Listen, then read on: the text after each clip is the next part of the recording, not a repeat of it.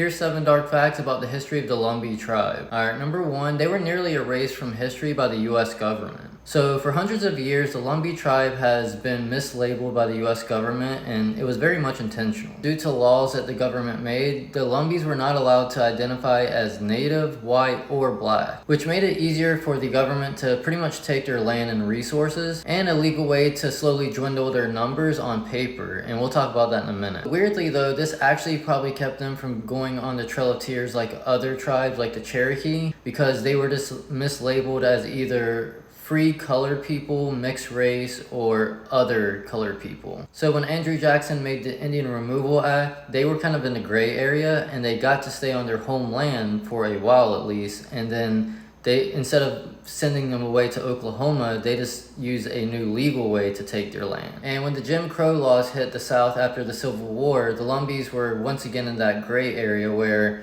even with the segregated schools, they weren't allowed to go to the white schools and they weren't allowed to go to the black schools, so they were forced to create their own schools in Robeson County without any help from the state or anything like that, by the way. Now, the way they were able to do this was through what's called blood quantum laws. So these laws were designed to measure Native American identity based on percentage of Indian blood. And this was invented by the colonizers, not the tribe. It was used to limit tribal citizenship, reduce land claims, and eventually breed out Native identity. So over time, this would push people out of Native status legally. Now, this is important to note because the federal government recognizes certain tribes as federally recognized tribes, and they have made treaties with them to help them because of all the bad things that they've done. The interesting thing is the Lumbee tribe is the 9th biggest tribe in the US, and it's also the biggest tribe east of the Mississippi River. So they could exclude 55,000 people from giving benefits to them after all the bad things that they've done. And if you just look at the numbers, it's pretty staggering on how well it worked for them. Now, I'm not saying the Lumbee tribe is at all gone, because they're still very resilient and still very much there, because I'm also Lumbee myself. There's about 235.4 million white people in the US, which is about 70% of the population. And in comparison, there's about 55,000 registered Lumbee people in the US, or about 0.02%. A very strong 0.02%. And in part 2, we're going to talk about their interactions with the Klan, because they were definitely getting hated on by them as well, but the Klan had a bit of a surprise with this incident. So if you guys want that video, let me know.